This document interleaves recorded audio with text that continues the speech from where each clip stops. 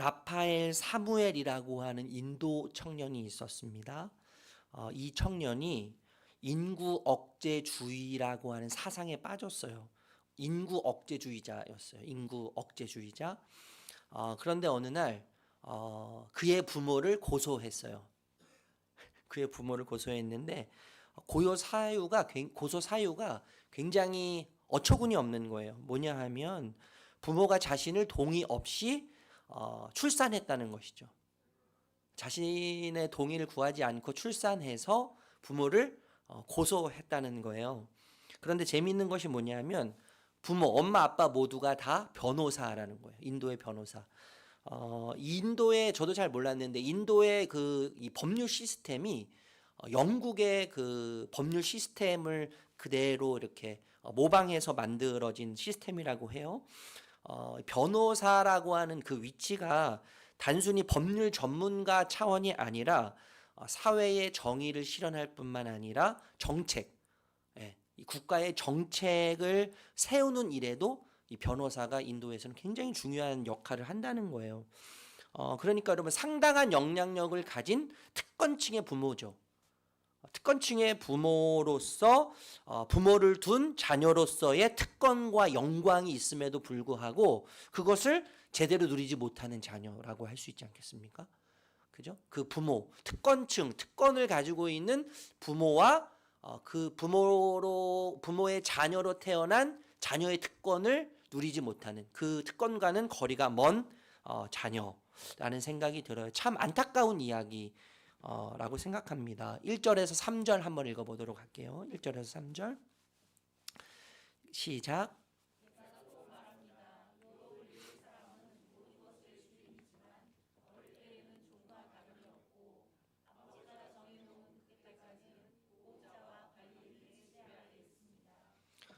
이와 같이 우리도 어릴 때에는 세상에 유치한 교훈 아래서 종노릇하였습니다.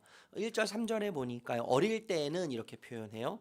율법의 지배 아래 있을 때를 비유적으로 표현한다고 생각할 수 있는데 아들은 합법적으로 상속자죠. 당시에 아들은 아버지의 모든 것을 물려받을 합법적인 상속자예요. 성인식을 치르기 전까지 보통 13세에서 14세 기억하십니까? 토가를 입는데 이 외투죠. 토가를 입는데 보통 토가를 입었어도 13세에서 14세의 성인식을 통해서 토가를 입었어도 25세까지 대략 25세까지는 보호자와 관리인 아래에서 지도를 받았다는 것이죠. 보호자, 관리인, 보호인 이런 표현을 쓰고 있는데 개역개정에서는 초등교사라고 해요. 초등교사. 일종의 가정교사인데 주로 노예들이 담당했습니다. 그 당시에 여러분 이 귀족층에서 노예로 전락하는 부류들이 있었다는 거예요. 빚을 지거나 또 파산하거나 빚을 졌는데 갚지 못하거나 파산했을 때 귀족 신분이지만 그 죄로 인해서 노예가 되는 신분들이 있었다는 것이죠. 노예가 되었지만 귀족층일 때 배웠던 학교를 다녀서 지식이 있는 사람들이 주로 이제 그 노예로 불임을 당하면서 자녀들을 돌보는 교사의 그런 일들을 가이드 역할을 했다는 것이죠. 여러분 이 관계는요. 이 보호자, 관리인과 아직 성인이 되지 않은 주인의 자녀, 아들의 이 관계는 우리가 흔히 생각할 수 있을 것 같아요. 친밀감보다는 인격적인 관계보다는 오히려 보상과 차별이라고 하는 또 처벌이라고 하는 관계로 형성되기 쉬운 관계이지 않겠습니까? 주인의 자녀이지만 주인의 아들이지만 때로는 보호해야 하고 관리해야 되기 때문에 그런 차원에서 통제하죠. 제약해요. 그래서 어린아이 이하로 취급받을 때도 굉장히 많다는 거예요. 그런데 여러분 장성해서 어른이 됐습니다. 이 아이가. 장성해서 어른이 되면 더 이상 교사는 필요 없어요. 개인 교사는 필요 없고 개인 교사로부터 보호인으로부터 관리인으로부터 더 이상 제약이나 통제를 받을 필요가 없이 그 자유와 통제로부터 벗어나서 자유인이 되는 것이죠. 여러분 한때 우리나라에서 저 어렸을 때도 그랬는데 통금 시간, 통행 금지 시간이라는 게 있었던 것을 기억해요. 제가 이렇게 자료를 찾아보니까 81년도인가요? 그때에 이제 폐지됐다고 하는, 제가 4살 5살 때 12시부터 4시까지 통행 금지 시간이 있었어요. 예. 그래서 그 시간에 이렇게 다니면 경찰에 끌려가죠. 잡혀가지고 끌려가는데, 우리나라에서 여러분 무엇을 해도 어디에 있어도 누구와 있어도 통제받던, 자유가 없었던 때가 있었습니다. 그런데 이 통제 시스템이 사라졌어요. 지금은요. 통제 시스템이 사라졌어요. 자유 속에서 우리가 살고 있단 말이에요. 그런데 그럼에도 불구하고 지금 여전히 여러분 우리 안에는, 우리 삶에는 어린아이와 같이 통제라고 하는 현실에 놓일 때가 있어요. 통제라고 하는 현실이 우리 삶 속에 있다는 거예요. 때로는 누군가의 비위를 맞추기 위해 실수 없이 눈치를 보죠. 누군가의 비위를 맞추기 위해서 끊임없이 실수 없이 눈치를 봐요. 눈치 보는 일 때문에 가끔은 비굴해지기도 해요. 그리고 졸렬하게 느껴지기도 하죠. 습관처럼 누군가를 맞추기 위해서요. 습관처럼 없는 말을 만들어내기도 하지 않습니까? 마음이 없는 말을요. 때로 여러분 나보다 상대적으로 가진 사람 앞에서는요 고개를 숙입니다. 그런데 만만한 사람 앞에서는 어깨에 힘을 주면서 함부로 대하기도 해요. 매사에 비교하죠. 때로는요 매사에 비교해요. 매사에 비교하면서 좀 더 나은 사람처럼 보이기 위해서 수단과 방법을 가리지 않을 때도 있습니다. 저에게도 있어요, 여러분. 다른 사람에게 약하게 보이는 게 싫어서, 무능하게 보이는 게 싫어서, 그래서 쉽게 보이는 것이 두려워요. 쉽게 보이는 것이 두려워요. 그래서 가만히 있으면 왠지 불안하죠. 가만히 있으면 불안해요. 이 시선에 우리가 통제받는 거예요. 자유 속에 살고 있지만 내 마음이 그어놓은, 내 생각에 그어놓은 통제의 범위 안에서 계속 통제받고 있고 제약받고 있는 것이죠. 다른 사람이 무시하고 가볍게 생각할지도 모른다는 불안감에 자신을 과대 포장할 때도 있습니다. 자신의 진정한 모습을 있는 그대로 드러내지 못할 때가 우리는 너무나 많이 있어요. 네. 그렇다고 여러분 자기 자신을요 있는 그대로 사랑하지도 못해요. 남의 눈치를 보면서 내가 괜찮은 사람인 양 내 자신을 그렇게 보여주고 싶은데 그런데 자기 자신을 정작 사랑하지도 못해요. 딜레마죠, 딜레마. 남의 눈치를 보면서 그들에게 바치는 것도 자존심 상하고, 그렇다고 내 자신을 그렇게 사랑하지도 못하는 딜레마. 저는 왜 이렇게 우리가 제약을 받으면서 통제 속에서 살아가느냐라고 묻는다면 진정한 자유를 알지 못해서라고 말씀드리고 싶습니다. 자유를 알지 못하기 때문에, 진정한 자유에 대한 인식, 이해가 없기 때문에 자유를 누리지 못하는 사람들의 모습이 딱 이런 거라고 이야기할 수 있을 것 같아요.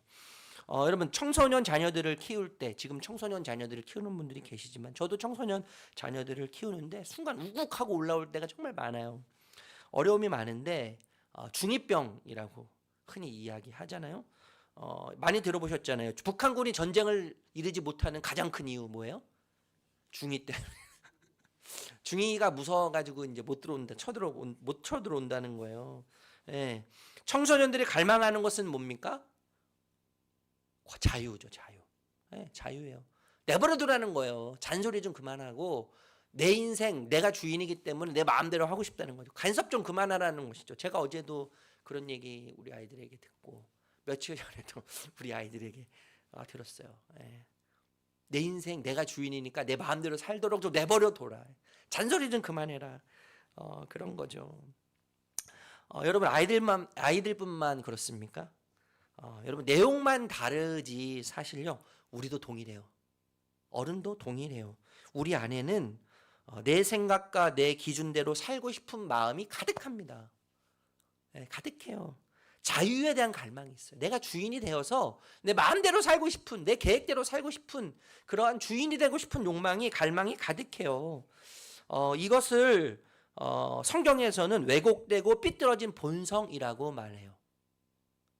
내가 주인이 되어서 마음대로 살고 싶은 욕망과 욕심을 삐뚤어진 왜곡된 본성이다라고 성경이 이야기해요.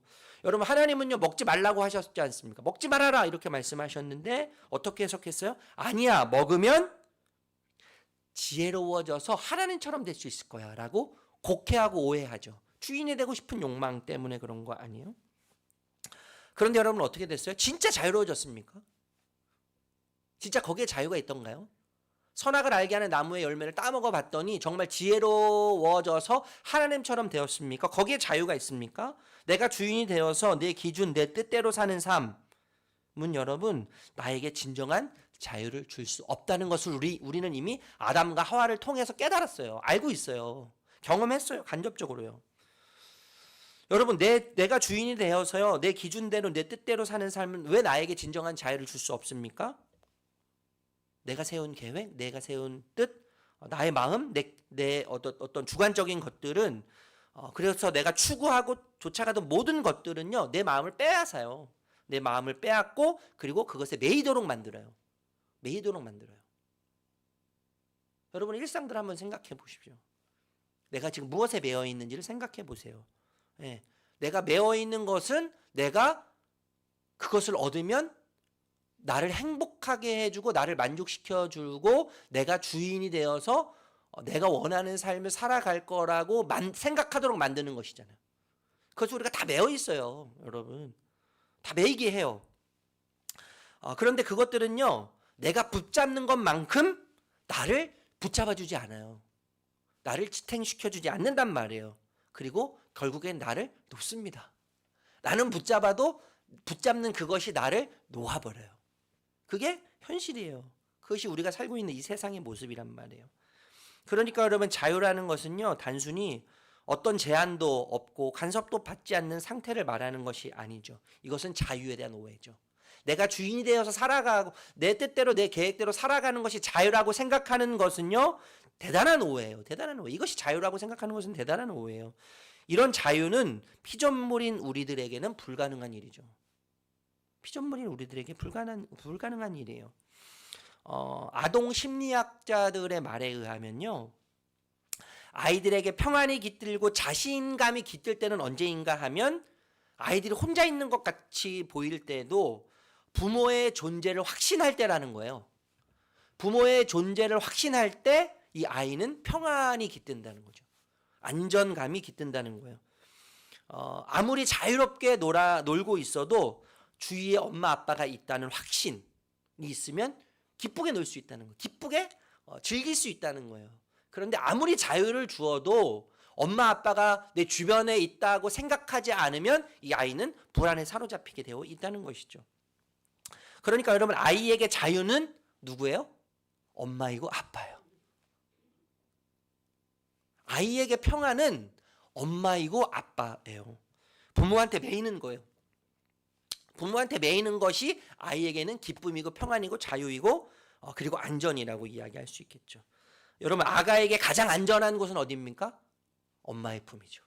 네, 엄마의 품이에요. 가장 안전한 곳, 가장 자유한 곳, 가장 평안한 곳은 아가에게 엄마의 품이에요. 여러분 우리 인간에도 마찬가지죠.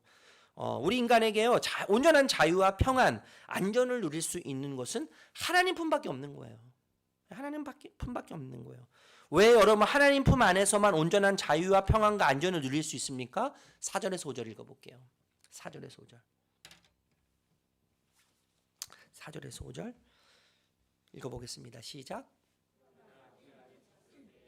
하나님께서는 자기 아들을 보내셔서 여자에게서 나게 하시고 또한 율법 아래에 놓이게 하셨습니다.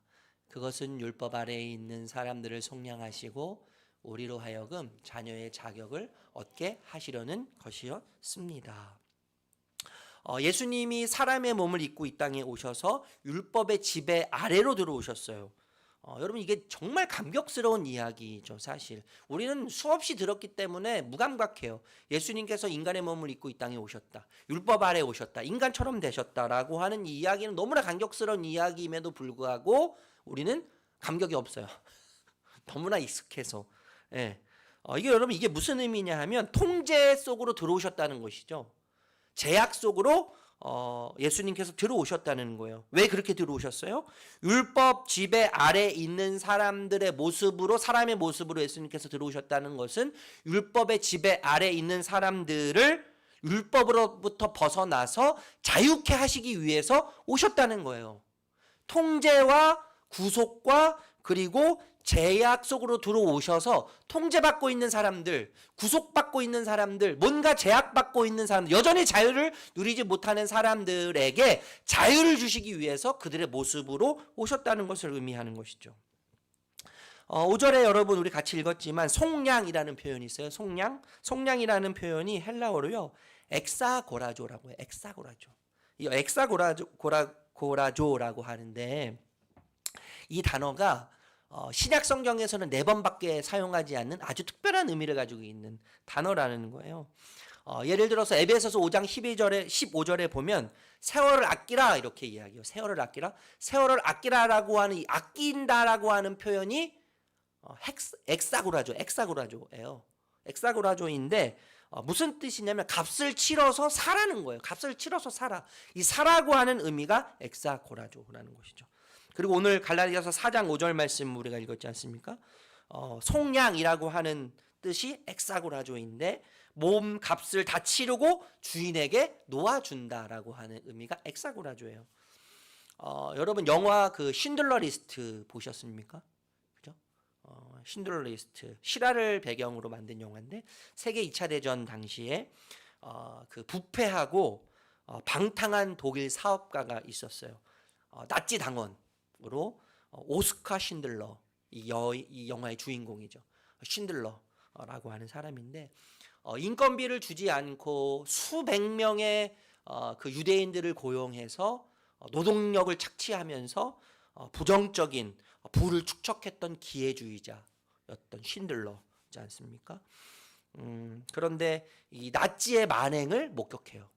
나치의 만행을 목격하고 나서 이 자신이 지금 노동값을 주지 않고 고용해서 부려먹었던 사람들을 통해서 신들러 리스트를 작성해요. 자신이 구원해줘야 할, 값을 치러서 구원해줘야 할 유대인들의 명부를 작성하기 시작해요. 그것을 신들러 리스트라고 하지 않습니까? 자신의 전 재산을 희생해서 값을 치러서 어린아이서부터 노인까지 값을 치러서 사는데 무려 1100명 넘게 유대인들을 구해냅니다. 명장면이 있죠. 명장면이 있는데 이 독일이 패망했어요. 독일이 패망한 이후에 근데 이 신들러도 그것을 떠나야만 해요. 이 공장을 다 놔두고 떠나야 하는데 이 회장이었던 신들러에게 보답하기 위해서 그 유대인들이 이 금리를 다 모아서 녹여서 거기에 글귀를 만드는데 하나의 생명을 살리는 것은 세상을 살리는 것이다라고 하는 탈무드의 문구를 탁 새겨서 이 신들러에게 전달해 주죠. 그때 그것을 받고 이 신들러가 오열하면서 이런 얘기를 해요. 내가 조금만 돈을 더 벌었다면 한 사람이라도 더 살렸을지 모른다. 내가 조금이라도 돈을 더 벌었다면 한 명이라도 더 살릴 수 있었을 텐데 더 구하지 못한, 값을 치러서 구하지 못한, 사람을 살려내지 못한 그 안타까움 때문에 오열하면서 그런 이야기를 하죠. 여러분 그 예루살렘에 유일하게 안장된 사람이 나치 당원으로서 유일한 사람이 신들러라고 해요. 신들러. 그리고 묘비에는 이렇게 써 있다고 합니다. 박해받았던 1200명 유대인들의 잊을 수 없는 생명의 은인. 여러분 이것이 엑사고라조예요. 엑사고라조. 속량이란 말이에요. 속량. 세상과 율법으로부터의 자유를 위한 매입이죠. 매입. 값을 치러서 매입하는 거예요.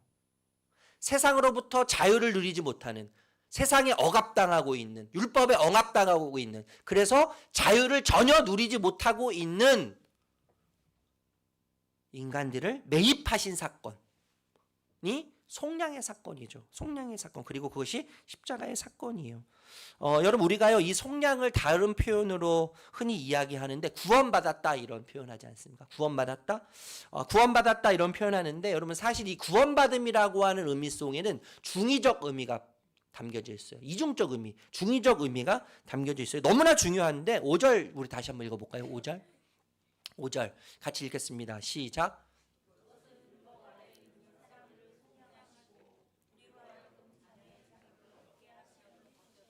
여러분 구원받았다고 하는 이 의미가 중의적 의미가 있는데 첫 번째는 감사합니다. 네, 감사합니다. 첫 번째는 속량, 좀 전에 말씀드렸던 속량이라는 거죠. 속량, 몸값을 치르고 주인에게서 놓아준다는 거예요.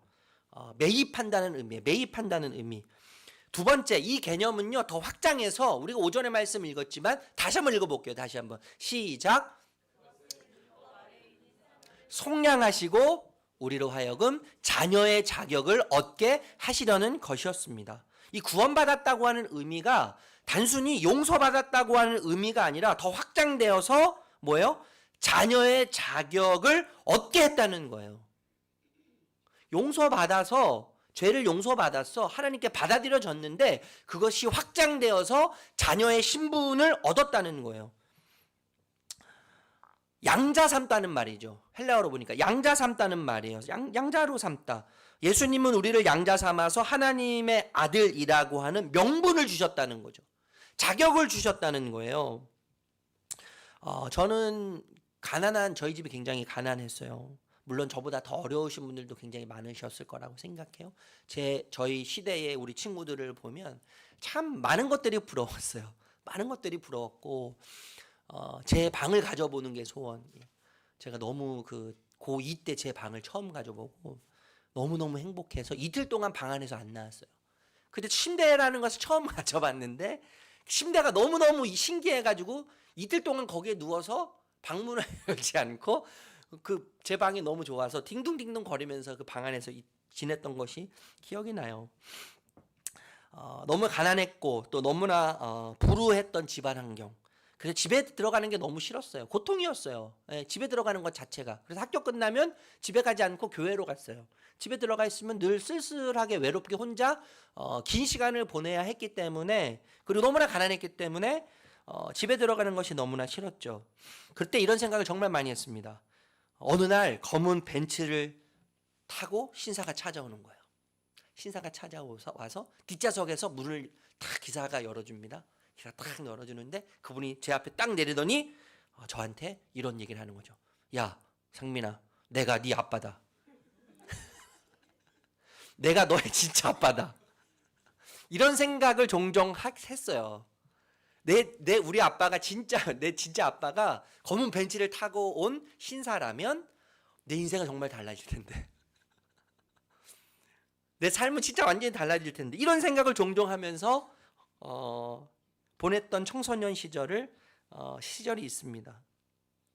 여러분, 당시 아들이 없는 부유한 사람들이요, 잘 알고 계시겠지만 종종 이 종들 가운데에서 양자를 입양해요. 예, 입양해요.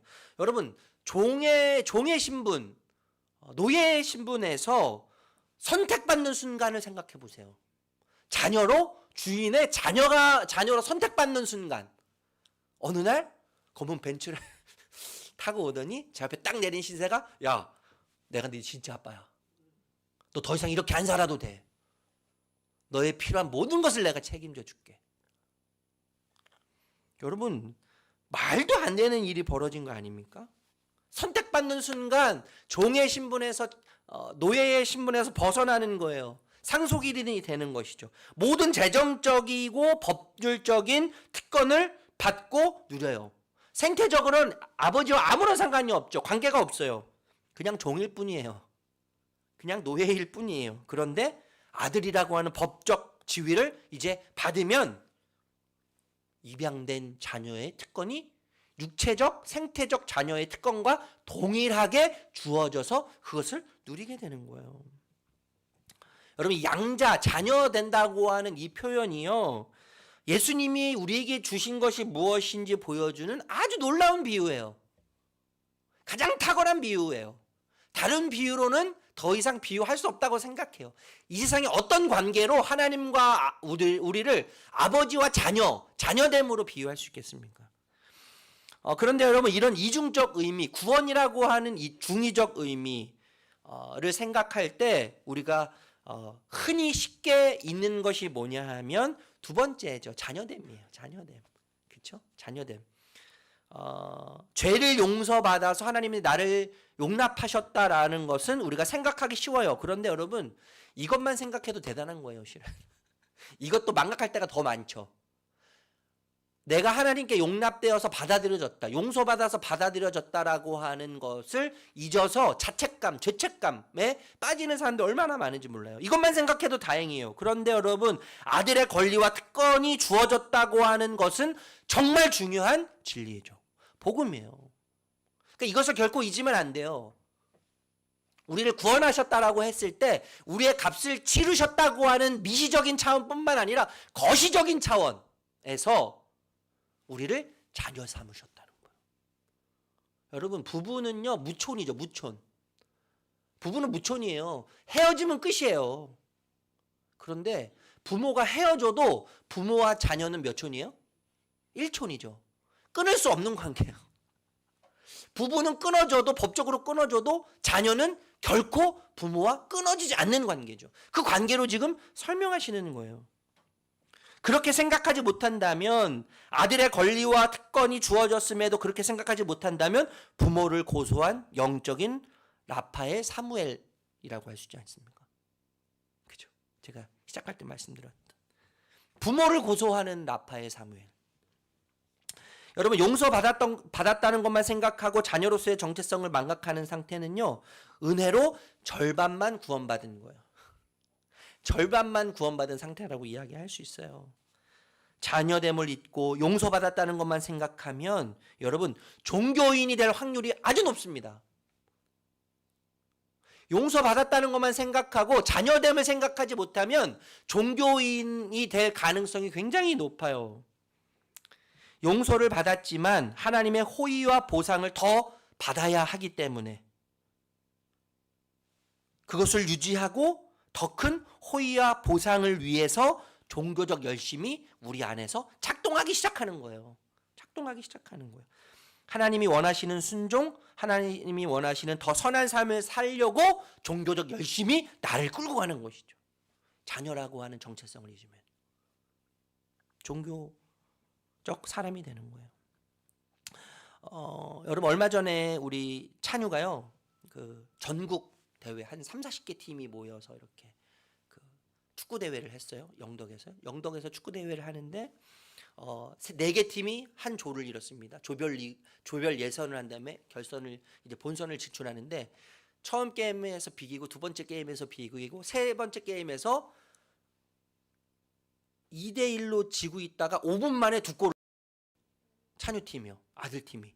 그런데 2대2여서 이제 후반 끝나고 추가 시간 1분이 됐는데 찬유가 아들이 헤딩골로 역전을 시킨 거예요. 마지막 경기에서.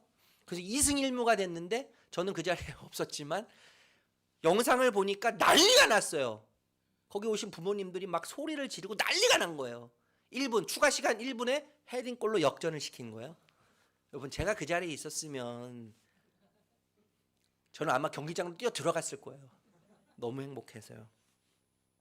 그런데 여러분 본선에 딱 진출했습니다. 0점을 놓고. 그런데 처음 만난 팀이 너무 강한 팀이에요. 그래서 전반에 3골 먹고 후반에 3골 먹혀서 6대0으로 졌어요. 얼마나 한숨이 나오던지요. 투자한 금액이 생각나기 시작하는 거죠.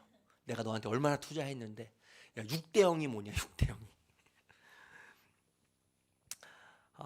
여러분 3대2 역전골을 넣는 아들 제 아들이에요. 그죠? 제 아들이에요. 6대0으로 졌어. 제대로 된 슛다운 슛도 못 해봤어. 6대0으로 졌어. 그래도 이 아이는 제 아들이에요. 그죠? 만약에 제가 감독이에요. 감독이어서 이 아이를 지고 있을 때 특명을 주고 내보냅니다. 교체해가지고 내보냈어요. 그런데 성공했어요. 5분 남겨놓고 2골을 넣고 3대1로 역전해서 이겼어요. 그래도 제 아들이죠.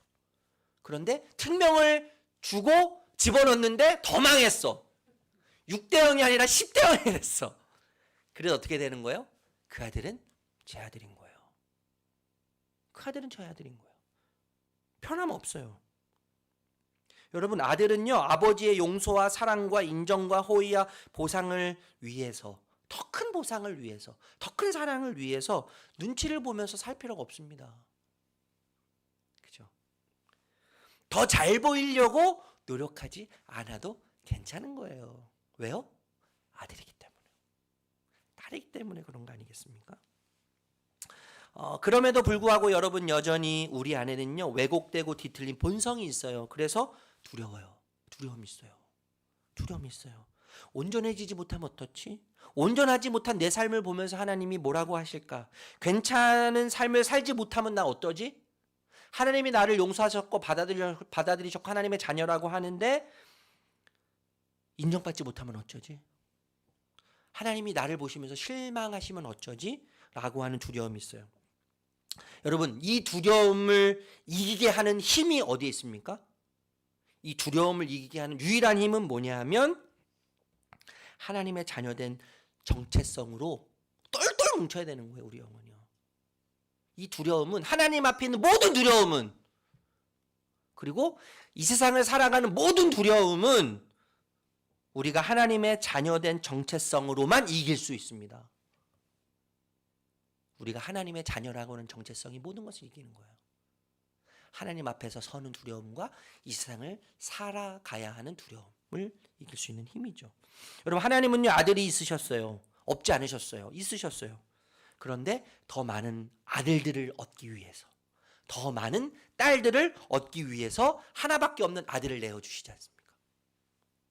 그리고 아들을 희생하심으로 입양된 자녀들을 사랑하시는데 하나밖에 없는 아들처럼 여기시면서 품으세요. 하나밖에 없는 아들처럼 여기시면서 사랑하세요. 몰입하세요. 그게 저와 여러분이죠. 하나밖에 없는 아들처럼 생각하신단 말이에요. 저와 여러분을요. 그렇게 대접하세요. 여러분, 그래서 하나님의 자녀됨은요 복음이 주는 최고의 특권입니다. 물질적으로 뭐 축복받고, 저한테 어떤 분이 예전 교회 사역할 때 목사님은 왜 복을 안 비냐는, 안 비네요. 저보고 좀 복 좀 빌어달래요. 좀 잘되게 복도 좀 빌어주고 우리 자녀들 출세하게 좀 기도도 해주고, 목사님 그런 얘기도 좀 설교 시간에 하고, 하나님 믿으면 좀 잘된다는 얘기도 좀 하고, 물질적으로 만사형통하고 뭔가 물질적으로 부자가 되고 더 큰 아파트도 얻고 기업도 더 잘되고 그런 얘기 좀 해주지, 목사님 왜 그런 얘기 안 하시냐고 저한테 오셔서 따지는 권사님이 계셨어요. 여러분, 복음이 그렇게 싸구려 합니까? 복음을 너무 싸구려로 만들지 말자고요. 우리가요. 예수님은 그딴 거 주시기 위해서 오신 거 아니에요. 제가 그것을 무시하는 건 아니에요. 중요해요. 그 예수님의 목적은요, 단순히 우리가 이 땅에서 잘 먹고 잘 사는 것에 하나님은 목적을 두지 않으셨어요. 여러분, 하나님의 자녀됨은요 복음이 주는 최고의 특권이에요. 복음에 대해서 얼마나 잘 이해하고 있는지 판단하려면 내가 하나님의 자녀라는 인식과 하나님이 내 아버지라고 하는 인식, 이 두 인식이 오늘이라고 하는 시간 우리의 일상을 통제하고 있는지, 지배하고 있는지, 영향을 주고 있는지 깊이 살펴봐야 합니다. 얼마나 잘 사는지, 내가 하는 일 얼마나 형통하게 잘 풀어져 가는지가 아니라, 복음이 내가 하나님의 자녀라고 하는 정체성과 하나님이 내 아버지라고 하는 이 관계의 복음이 오늘이라고 하는 내 시간, 일상을 얼마나 통제하고 있는가, 그리고 지배하고 있는가, 영향을 주고 있는지를 깊이 살펴봐야 한다는 거예요. 여러분, 실제로 성령님은 일상에서 자녀됨을 경험하게 하시죠. 실제로 성령님은요 우리가 우리의 일상에서 하나님의 자녀됨을 경험하게 하세요. 6절에서 7절 읽어보겠습니다. 6절에서 7절 읽겠습니다. 시작.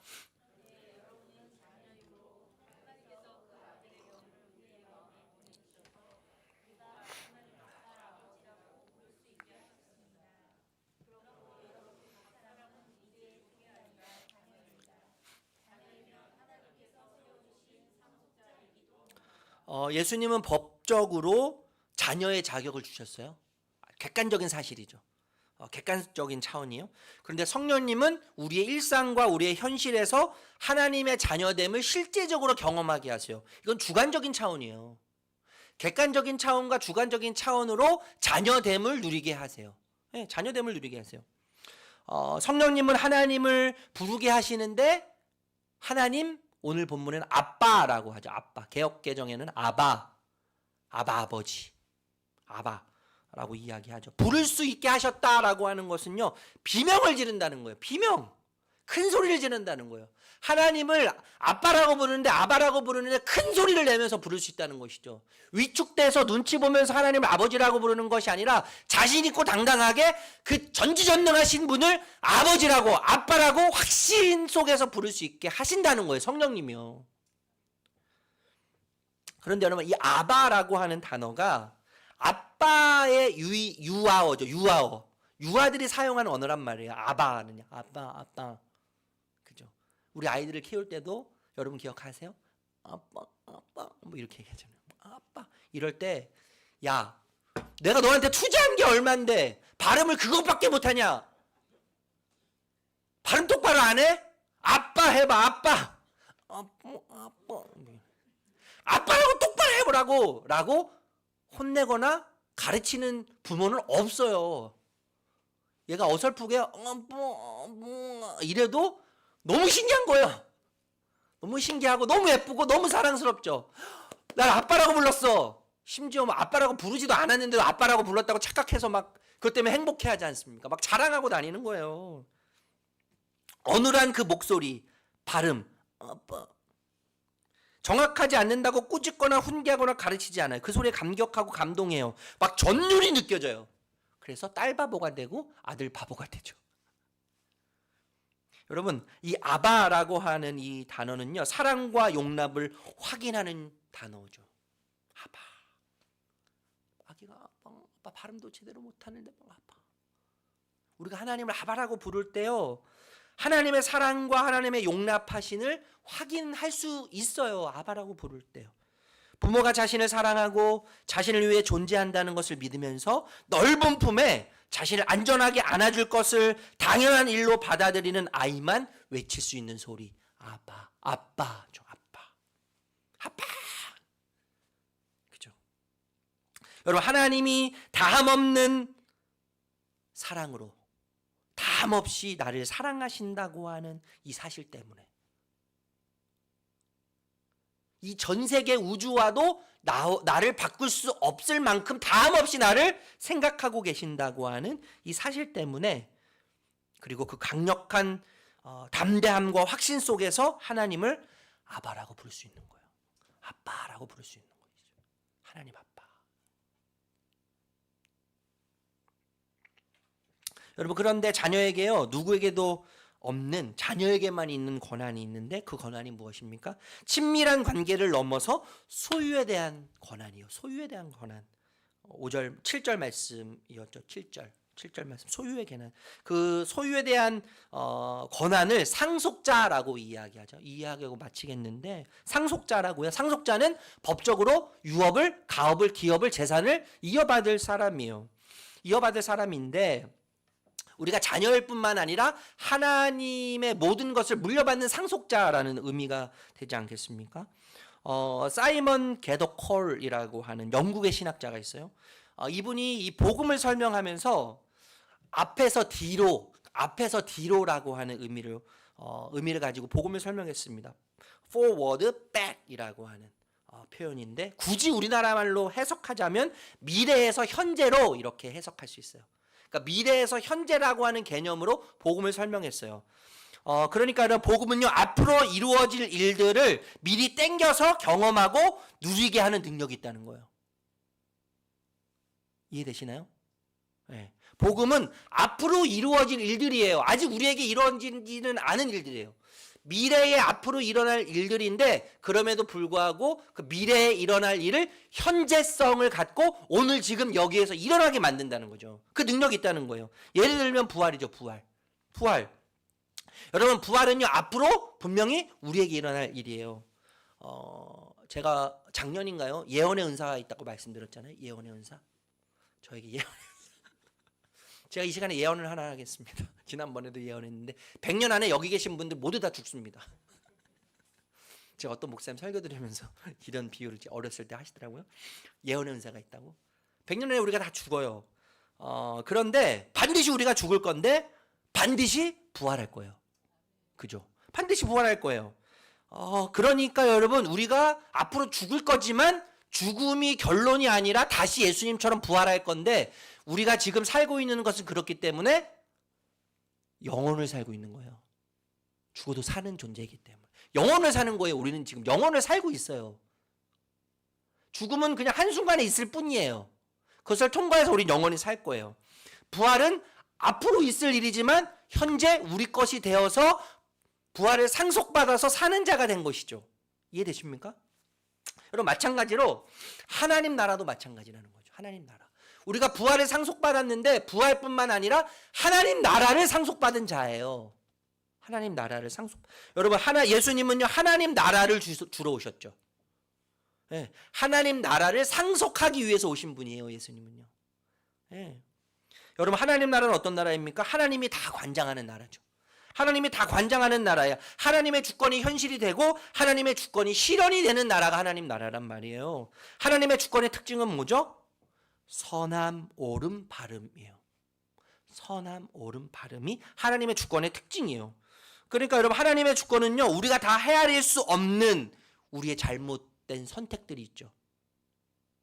우리의 잘못된 선택들, 우리의 실패의 이야기들, 우리의 실수의 이야기들을 하나님의 주권 속에서 하나님은 선하게, 옳게, 바르게 변화시키셔서 재창조하시는 거죠. 하나님께서 새롭게 창조하신, 새롭게 재편하신 질서 안에서 그것을 선하게 만드시고 옳게 만드시고 바르게 만드시는 거예요. 그래서 하나님의 나라를 이루어가는 재료로 우리의 실수를 사용하시고, 우리 실패를 사용하시고, 우리의 불의를 사용하시고, 우리의 잘못된 선택도 사용하시는 것이죠. 근데 그것이 죽어서 하나님 나라에 가서만 이루어지는 것이 아니라 그 하나님의 나라가 오늘 지금 우리의 일상이 되게 하신다는 겁니다. Forward, back. 우리를 그 하나님 나라의 상속자로 부르셨어요. 상속자로. 그래서 오늘은 우리가 하나님 나라를 살고 있습니다. 하나님의 뜻을 끊임없이 구할 수 있고 또 뜻을 찾을 수 있는 것이죠. 여기에 여러분, 앞으로 누릴 하나님의 나라의 그 영광을 우리가 지금 누리며 또 여기서 누리며 영적 자부심을 갖고 어떤 환경에도 굴하지 않고 주 안에서의 자유를 확신하며 그 누구도 그 어떤 것도 두려워하지 않는 확신과 담대함을 갖고 살게 하는 것입니다. 여러분, 우리는 미리 지금 이곳에서 하나님 나라를 이루면서 당당하게 살고 있어요. 여러분, 하나님의 주권과 하나님의 나라가 우리의 모든 상황을 이겨요. 우리의 모든 현실을 이겨요. 복음이 지금 우리에게로 흘려보내는 영광, 그것을 기억합시다. 복음이 지금 끊임없이 우리에게 흘려보내는 영광이 있어요. 우리의 현실과 상관없이, 우리의 상황과 상관없이 우리에게 끊임없이 흘려보내는 영광이 있어요. 자유의 영광, 구원의 영광, 자녀됨의 영광, 부활의 영광, 하나님 나라의 영광. 그 하늘에 속한 복음의 영광의 은혜 속에서 이번 한 주간도 걸어가시기를 존귀하신 예수님의 이름으로 축복합니다. 축복합니다.